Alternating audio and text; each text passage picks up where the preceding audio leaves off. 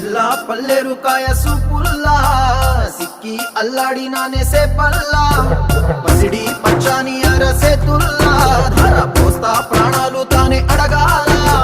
సీతాకో